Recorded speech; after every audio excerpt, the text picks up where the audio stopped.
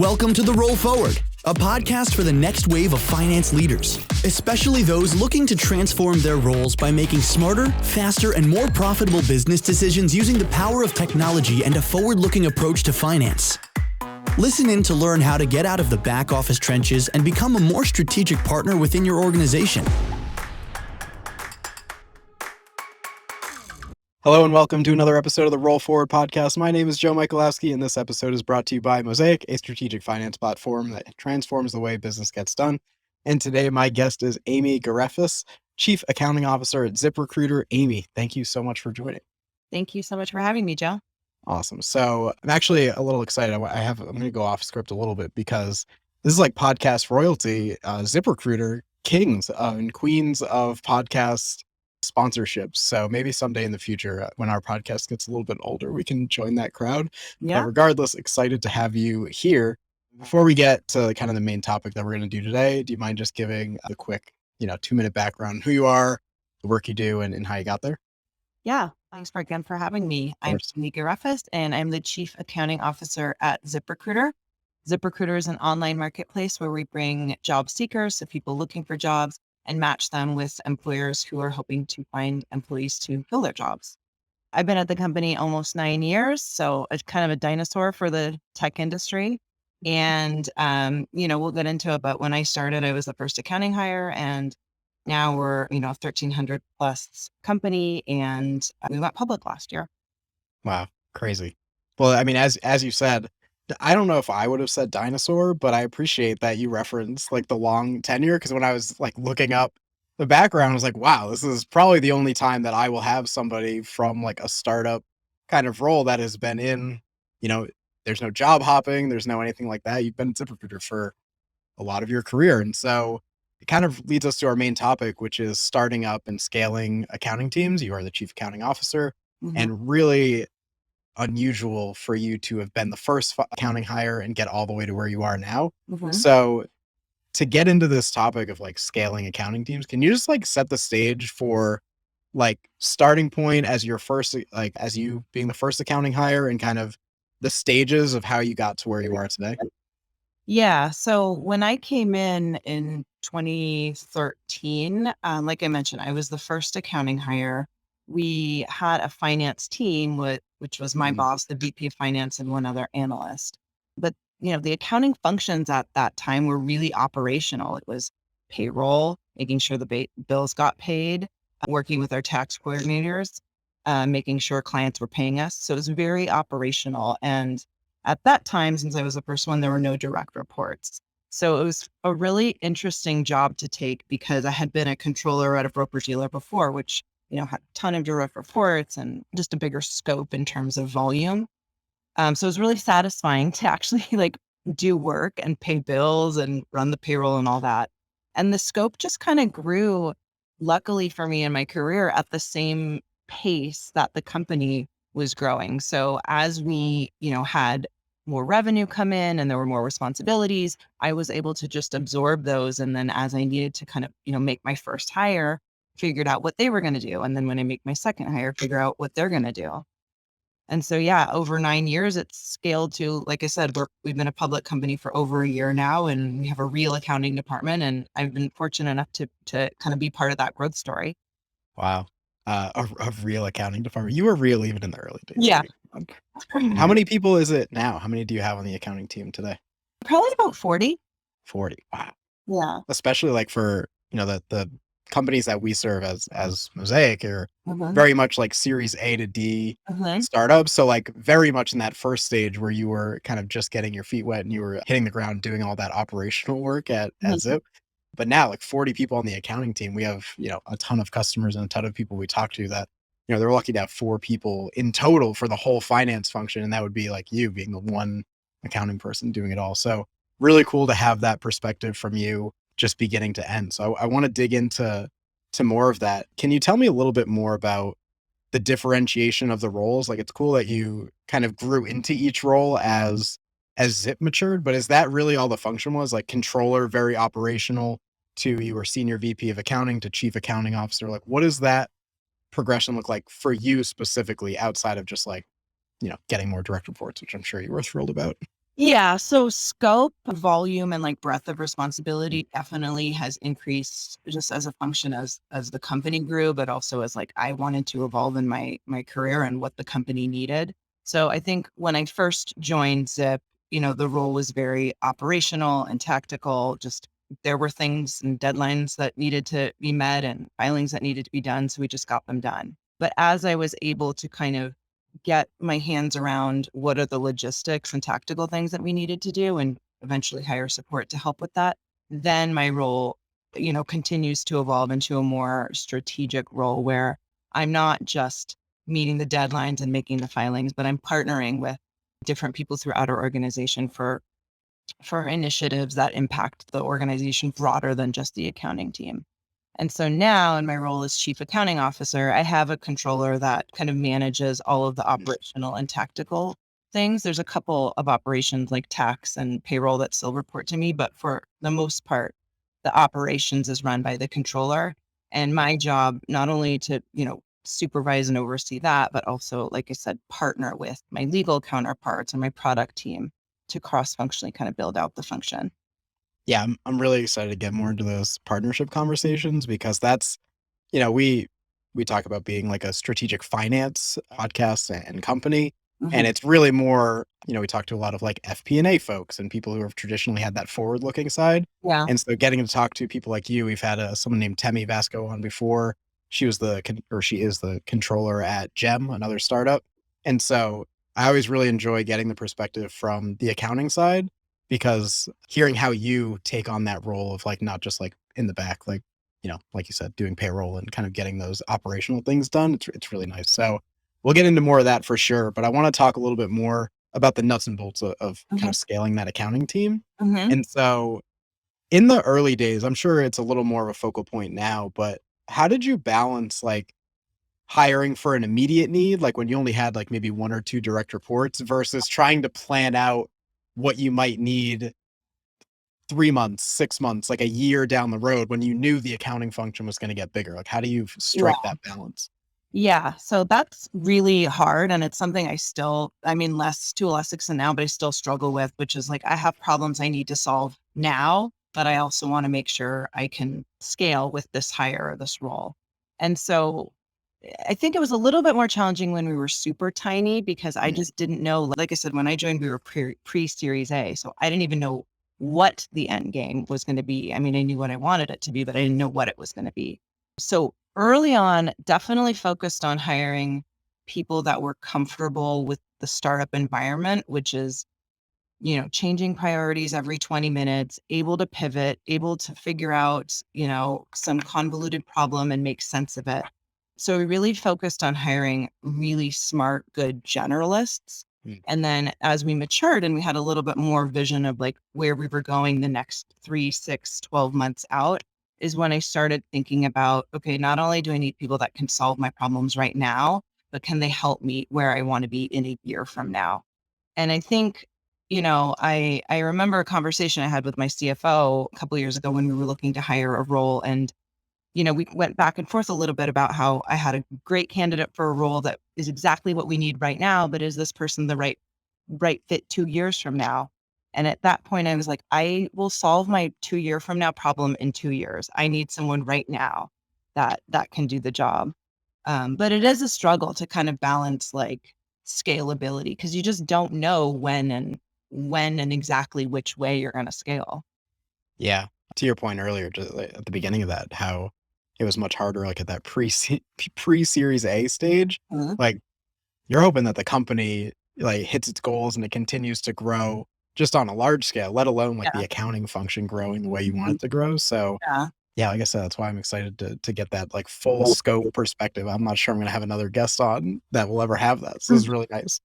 To that end, are there any sorts of like mile markers? Like if you're giving advice to someone who is like another controller at those smaller companies, are there mile markers where it makes sense to start bringing on another accounting hire and then another accounting hire and kind Mhm. of building out the function?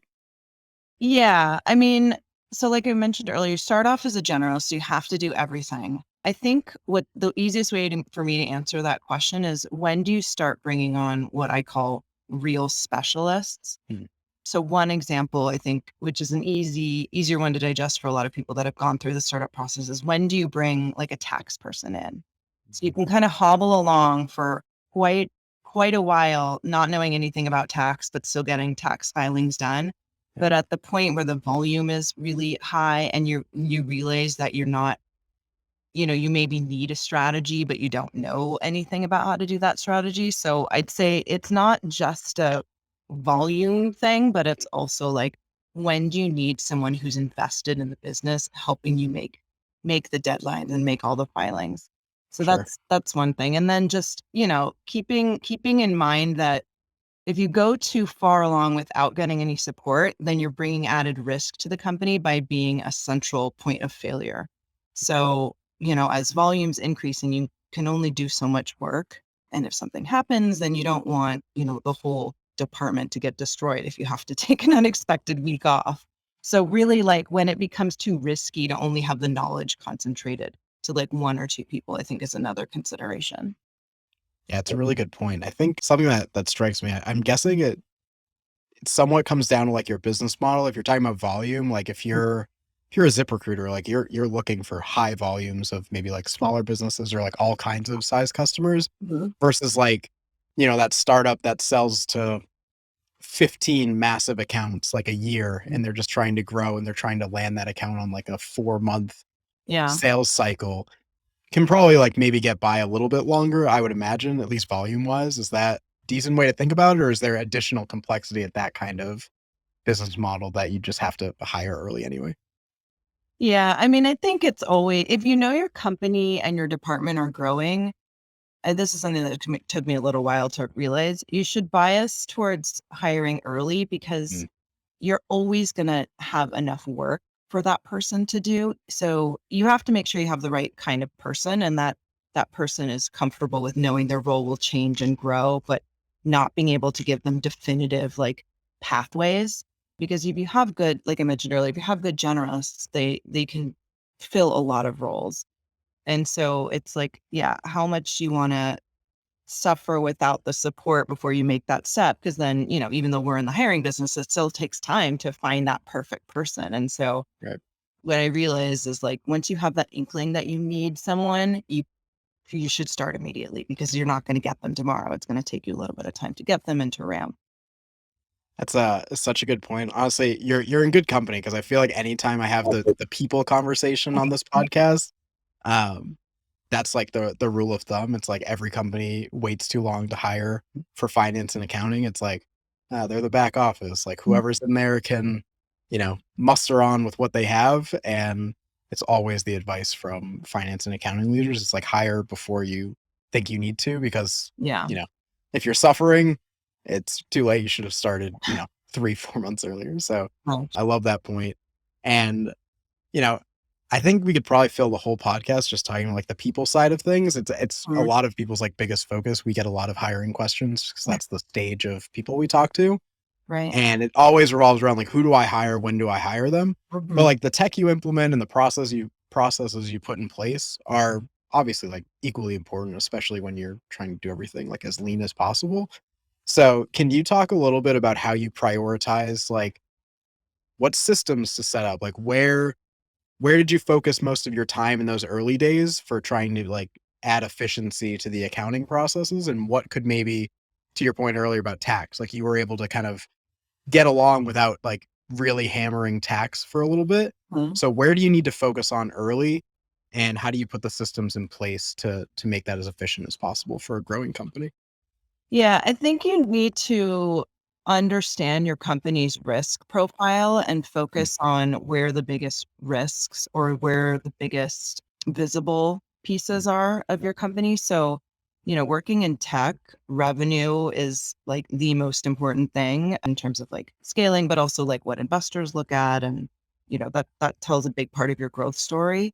And we've all heard from an accounting perspective, there's been horror stories about companies like late in their S1 process having to restate financials because their revenue was wrong. And so the way I approached it, coming in, pre-Series A, we had homegrown systems to calculate billing.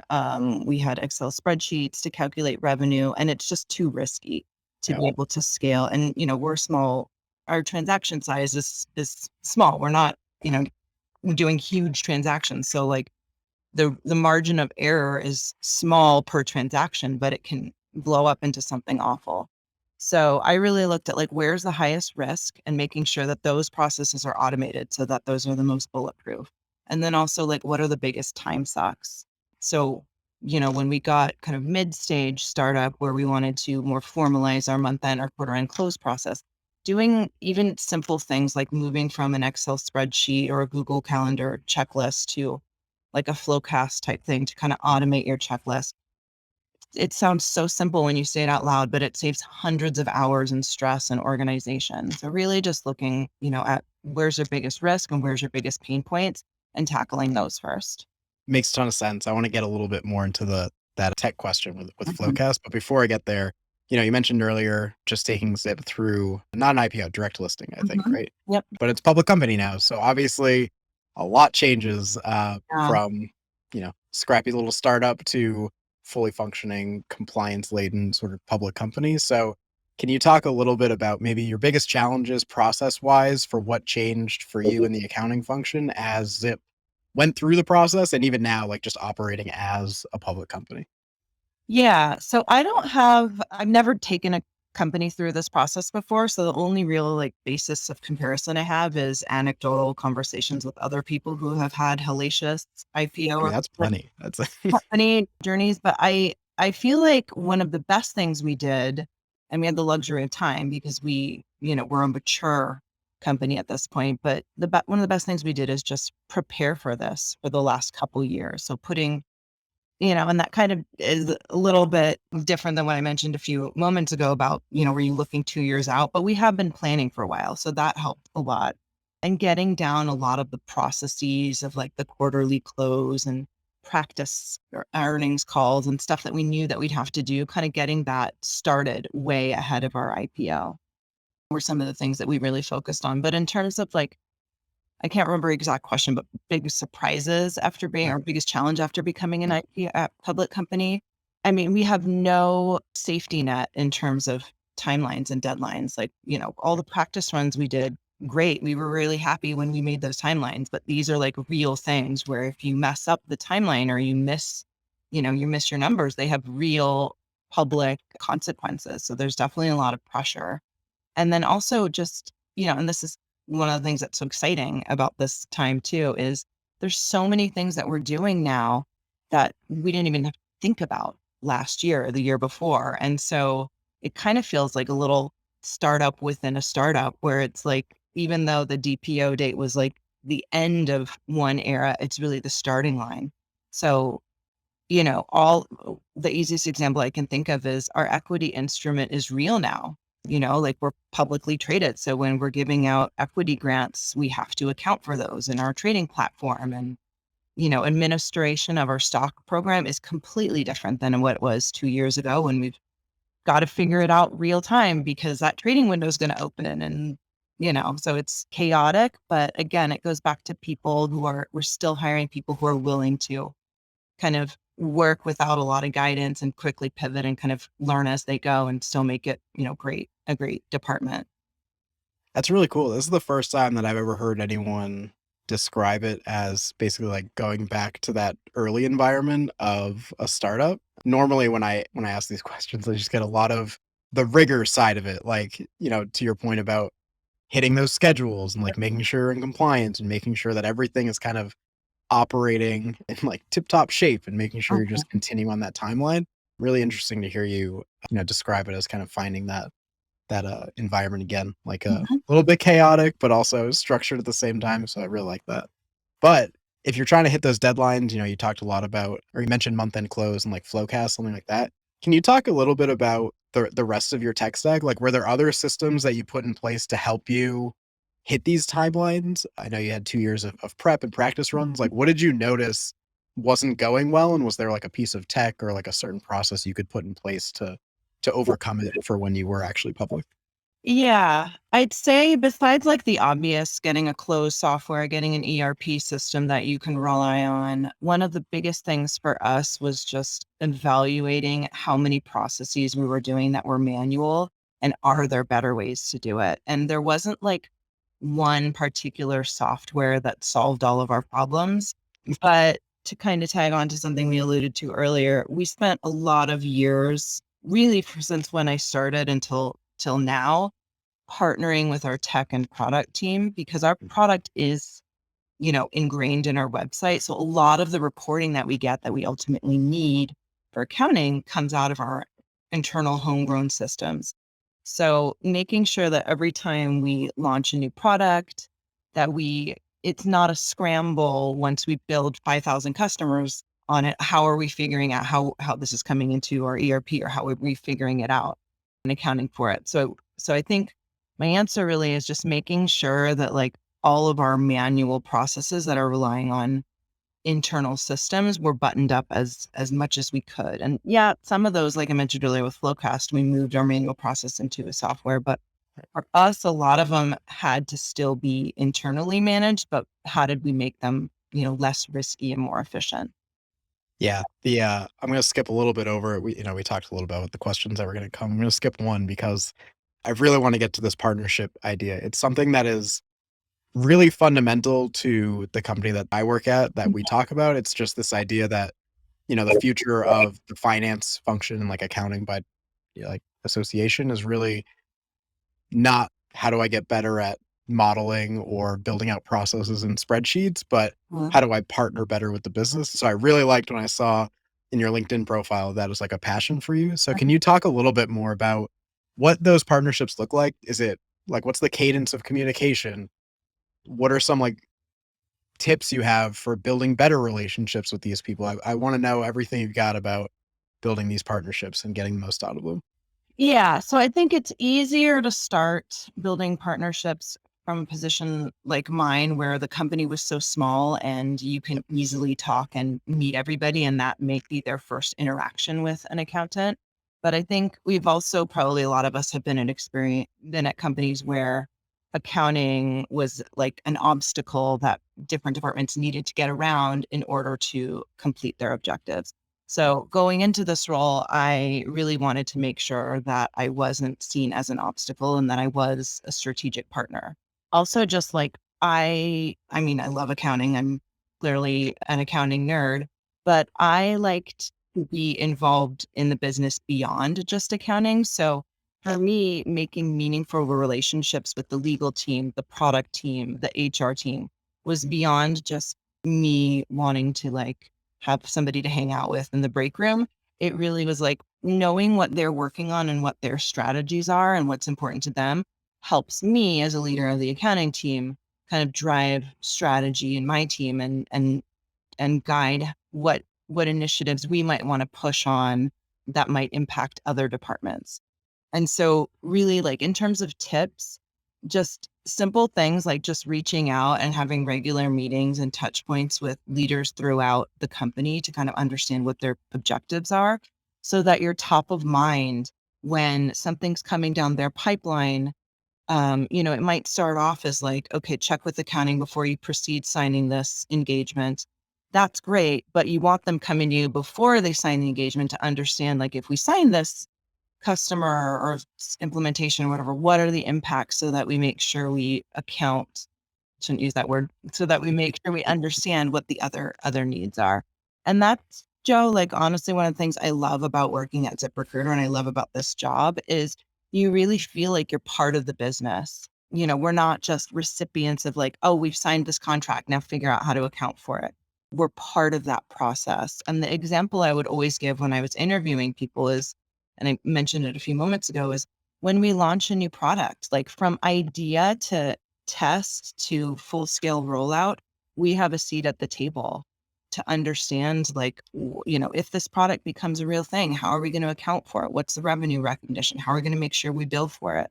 And so it really is more, to me, to completely nerd out. That's like what makes my job really fulfilling is, I'm not a salesperson. I'm not a super creative, but I get to be part of that whole process. And it really makes me feel more connected to the business. That's amazing. I love that. We talk so much about, the seat at the table for finance and, again, extending it to accounting. And Mm. it's a really nice example of it actually happening in practice. My follow-up question, I guess, would just be, is earning that seat a function of you being there as long as you have and building those relationships for so long, or does that come like, who built that culture? Is that all you, like, as you go, you're just like a relationship person and you've been building this for 9 years? Or is it coming down from, C-level where they're big on just relationships in general at ZipRecruiter? I'm curious, like, how you end up in a place Yeah. where you have that seat at the table. It's very unusual, it seems. Yeah, I mean, I think it's a combination. Like, I think, I mean, I'm naturally an outgoing person and I like that. So that part comes easy to me. I think you also have to have a supportive environment. So, if you do come into a place where accounting or finance has that reputation of being an obstacle, it's obviously much harder to rebrand than to start from scratch. Oh. I think as a culture in general, we're very accepting of partnerships and cross-functional relationships. So that's kind of like the tone from the top that we set. Starting in a really small startup function, I think also helps because again, nothing is established. And so people have to really rely on each other. So you build that trust really quickly. So yeah, I mean, I feel like I'm in a good position, but I think you can influence it, but you also have to have a good environment to really like continue to support that. Yeah, I mean, good for ZipRecruiter for being able to manage that at such a large scale. Like, it's, Mm. to your point, a lot easier to build those relationships when you're all so close. There's, 40 of you, not, I don't know how many people are, 1,000 plus, Yeah, 2,000 almost almost. 1,500. Oh Yeah. my god, yeah. So, yeah, really cool. Like, it's a nice anecdote for sure. I'm gonna roll back to, we talked to the point about partnering with the other business leaders. I wanna something that came up in the last, episode we had with a controller was, the value of the partnership specifically between accounting and finance. So, Mhm. to roll it a little more internal instead of the external, like, how do I partner with product or, Mhm. sales or something? What does the relationship look like between you and, your CFO? And how do you guys work together? And are there projects where you can kind of come together and add strategic value? Like, what does that look like for you guys? Yeah, at ZipRecruiter, so I report to the CFO, so I'm Yep, obviously very connected very to close. his day to day. And he joined quite a while ago, so we've worked together for a really long time. But finance does fall under his umbrella, and we work very closely with the finance team. I mean, very, very loosely, accounting reports what happened, and finance is reporting what we expect to happen. And so there's so many overlaps that we have in terms of budgeting and guidance and all that. But I think this is a partnership that's easy to foster because we intuitively know each other's needs and why we're asking for information.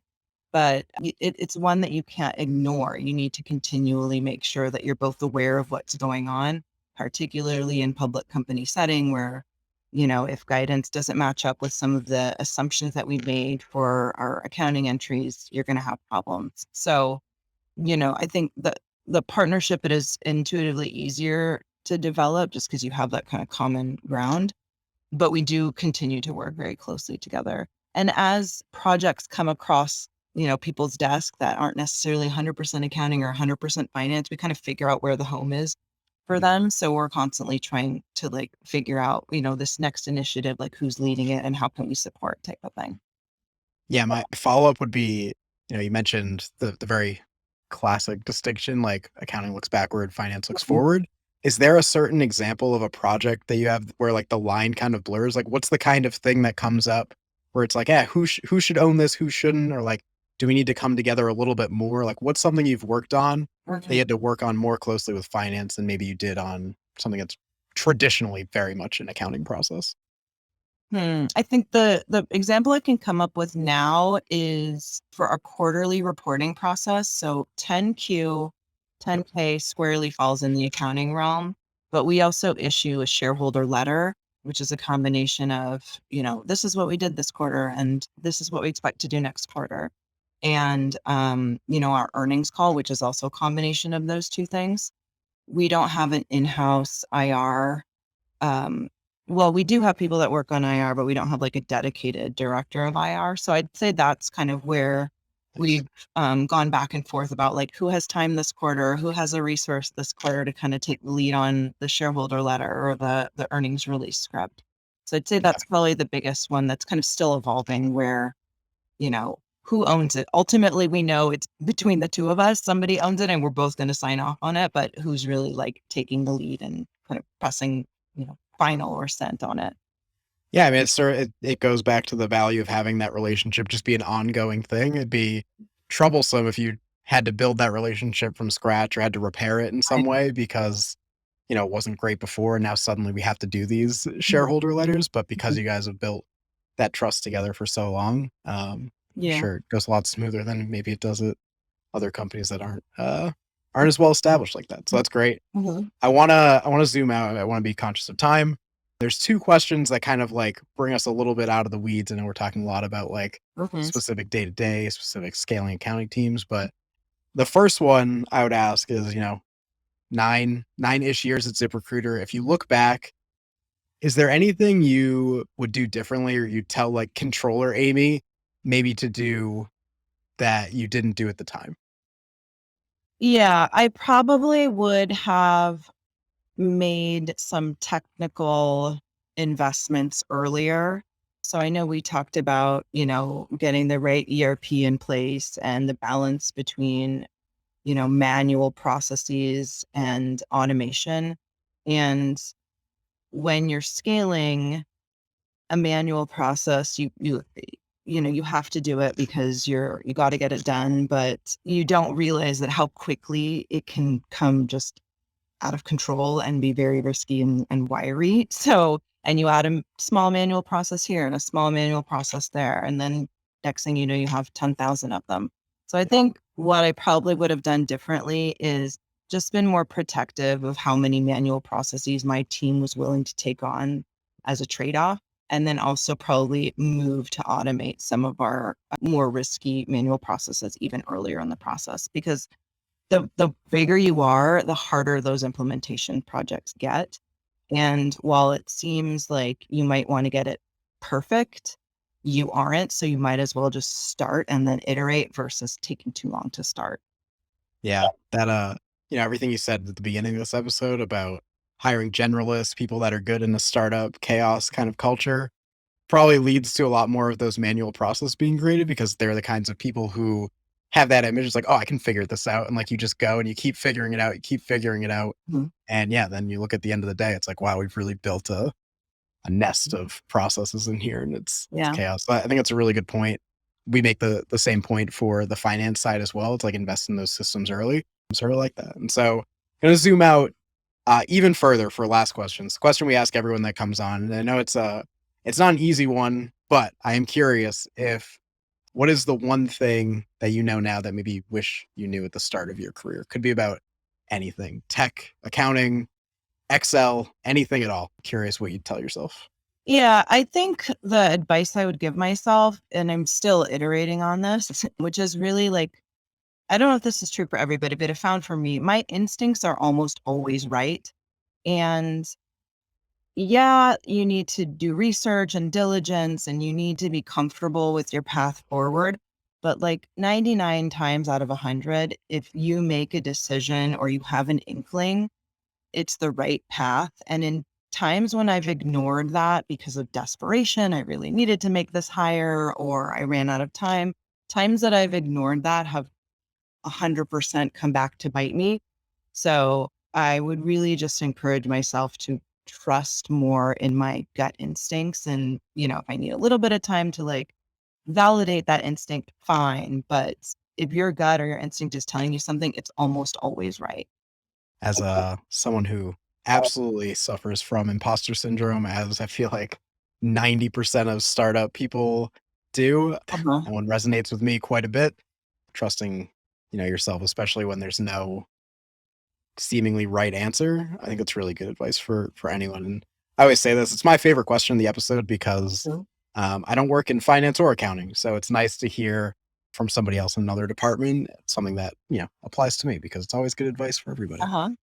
Cool. Well, I mean, we're coming up on time. That was the last question I had. So I just wanted to, first of all, say thank you. It was really nice getting to chat with you for a bit and hearing more about your time at ZipRecruiter. But I did want to turn it over to you. I wanted to give you a chance to tell people where to connect with you, where to find you online, if you would like to connect with them, where they can learn more about ZipRecruiter. Might be hard pressed to think anyone doesn't know about ZipRecruiter, but please, the floor is yours. Pitch what you'd like. Yeah, definitely. I'd love to hear from anybody. Like I mentioned on this call, I'm really interested in networking and meeting new people and finding different ways that we can help one another. So LinkedIn is probably the easiest way to get a hold of me. If you want more information about ZipRecruiter, I'm happy to share it. You can also just go to ZipRecruiter.com. I highly recommend if you're trying to build out your accounting finance team or any team, we use ZipRecruiter to make our internal hires. So I can definitely vouch for the validity of the service. But yeah, we're on the internet. So come on down. Awesome. I will put all links to all the things Thanks. in show notes. So you'll all be able to find Amy. But just want to say thank you again so much for taking the time. I know you are a very busy person, especially with newly public ZipRecruiter, or I mean, is it a year new? I don't know. We're still live. But yeah, so thank you so much. I appreciate you spending the time with us and hope we can chat again sometime soon. Thank you so much. Have a good day. Thank you for checking out this episode of The Roll Forward. This show is powered by MOSAIC, the strategic finance platform that transforms the way business gets done. If you enjoyed what you learned in this episode, make sure to follow The Roll Forward wherever you listen to your favorite podcasts. Or visit MOSAIC.TECH/podcast to get immediate access to all of the latest episodes.